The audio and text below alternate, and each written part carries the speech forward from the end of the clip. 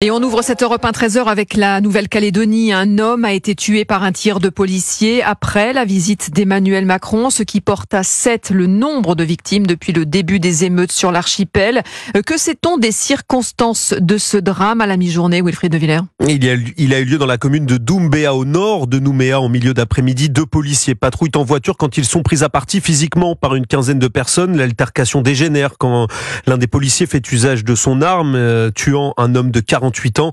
Des précisions apportées par le procureur de Nouméa, Yves Dupas, qui détaille également que des traces de coups ont été relevées sur le policier. Il a été placé en garde à vue. Une enquête a été ouverte pour homicide volontaire sur personne dépositaire de l'autorité publique. Un mort de plus qui intervient quelques heures à peine après la visite d'Emmanuel Macron dans l'archipel, et la situation est toujours très tendue sur place, comme l'explique Laurent Vircondelet.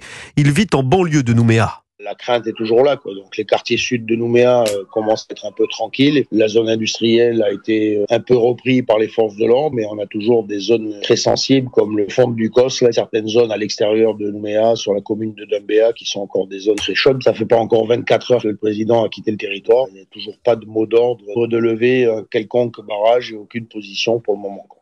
La levée des barrages, demande directe d'Emmanuel Macron, qu'il a présenté hier comme la condition pour une levée de l'état d'urgence en vigueur depuis le 15 mai.